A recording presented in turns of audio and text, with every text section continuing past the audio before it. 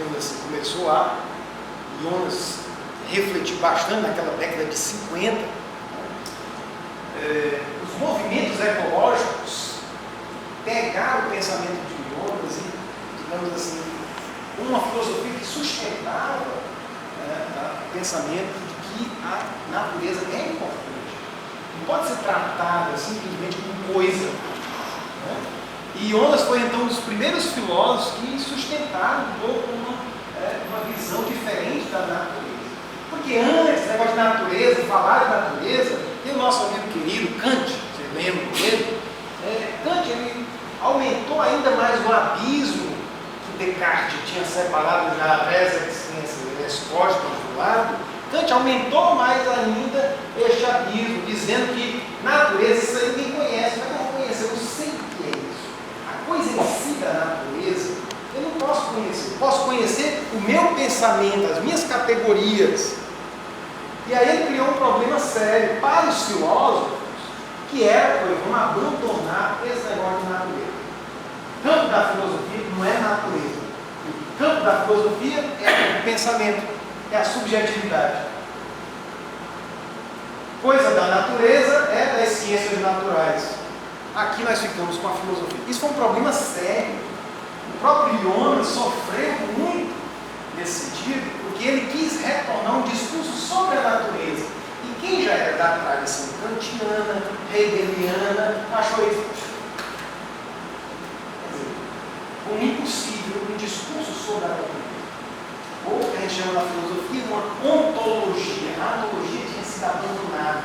A ontologia seria o estudo do ser das coisas.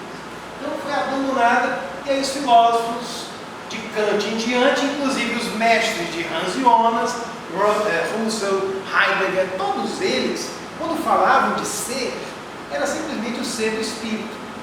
A natureza, que era dada às ciências naturais, a filosofia não entrava em diálogo.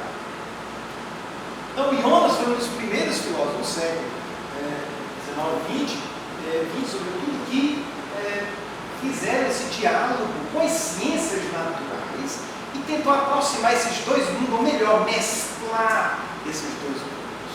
A beleza do Jonas no ponto de vista esse. Quer dizer, mostrou que o humano, essa subjetividade, esse espírito, não é uma coisa do outro mundo que pula aqui e não, mas que já está embrenhada no meio ambiente, na vida.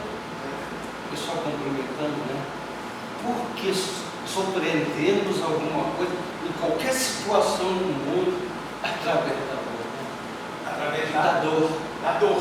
Ou qualquer aprendizado, através da dor, você vai se melhorar como você. Desde a psicologia, qualquer situação, hoje a dor de não termos água para beber, não termos água para fornecer energia, que a gente está dando valor a essa barulho, né? Então é complexo. Em todas as atividades do universo, você sabe que você tem que levar surra para tu aprender. E outra coisa, e o pior de tudo isso aqui é, eu sempre estou estudando, eu falo para as pessoas, é porque nós não botamos o que nós aprendemos no prática. Porque tudo nós sabemos é feito tudo. E por que nós esquecemos de botar isso em prática? Nós estamos agora exatamente sentindo o valor da natureza, né, como o Carlos Abreu falou, exatamente isso, porque a gente está sofrendo agora e percebendo que nós fazemos parte dela.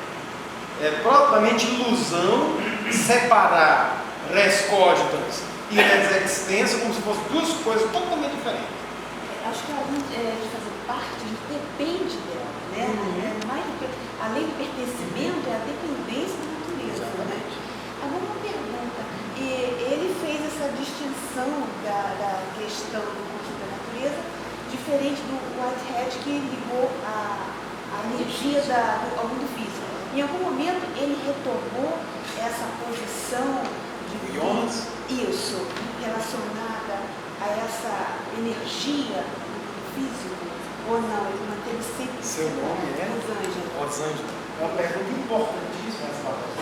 Jonas vai ter um livro muito interessante chamado Matéria, Espírito e Criação. Pode pegar aí para mostrar. Esse livro é muito interessante, porque é um livrinho, praticamente um capítulozinho que ele fez, em que ele tenta mostrar como foi que essa vida, a vida, surgiu. Jonas nunca se preocupou tanto como foi que ela surgiu.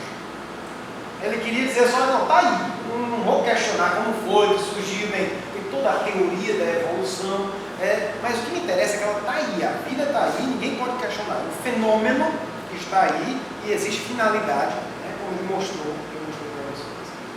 Mas ele vai interessante desse livrinho, ele vai um pouquinho atrás e vai mostrar como esse espírito que surgiu, que despontou no fenômeno da vida, como ele já estava presente, não em ato, como Whitehead dizia. Whitehead dizia, não, o espírito já está na matéria física, já em ato, já está ali desde o começo. E Jonas diz, não, está ali com potencialidade, com coisa latente, como ele chama um eros cosmogônico, não como um logos, uma coisa já, uma informação dada, algo já desde o início, mas como um eros, como uma tendência, uma coisa que vai desabrochar na evolução. É bonito ver isso, como Jonas ele já vai, na evolução como tal, já percebe que desde antes da vida já existia potencialidade para o espírito, mas não o espírito. E é isso que ele critica em Whitehead. Não há espírito ainda, mas há a tendência, a potencialidade, o eros cosmogônico.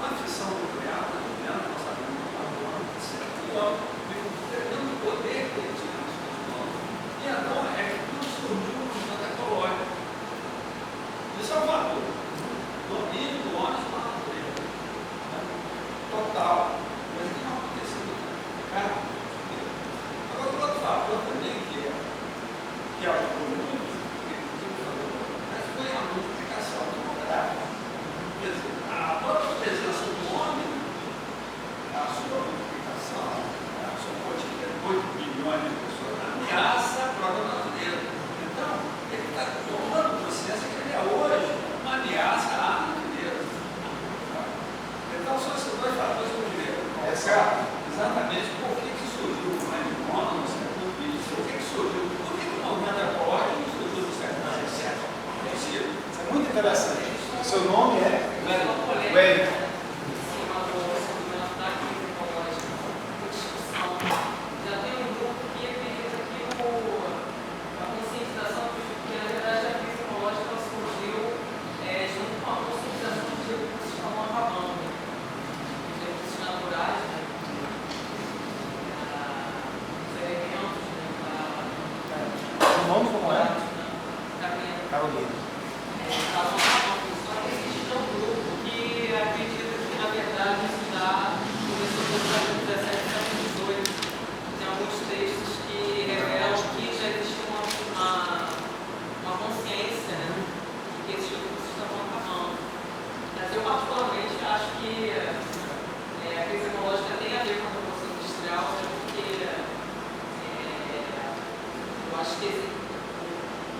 sou marxista, mas eu acho que o trabalho do Marx ele representa bastante esse início da conscientização de que os recursos estavam acabando. E realmente existe uma polêmica em cima disso, né? O ecológico, obviamente, que o Hans Jonas me conhece bem pouco, né? Eu trabalho com filosofia da teologia, eu trabalho mais ligado à epistemologia. Mas eu acho que o Hans Jonas ele teve uma certa influência deve ter tido uma influência dos movimentos ecológicos e também de um movimento neovitalista. Eu vi muita semelhança dele com a vontade do Maturana e do Expur. Maturana veio depois, né? Mas é uma visão um pouco neovitalista. Tem a ver com os movimentos ecológicos também. Sobretudo, o vitalismo ganhou muita força nesse período contra o mecanicismo. Essa briga é muito antiga já, né? Houve um ressurgimento na capital.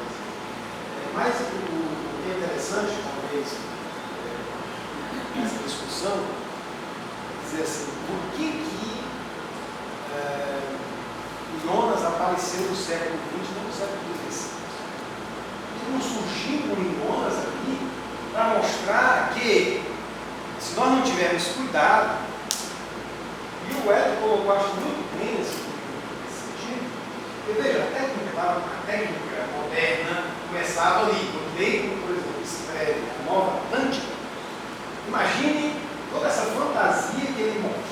Eu chego numa ilha onde só tem engenheiro, e eles têm exatamente a técnica.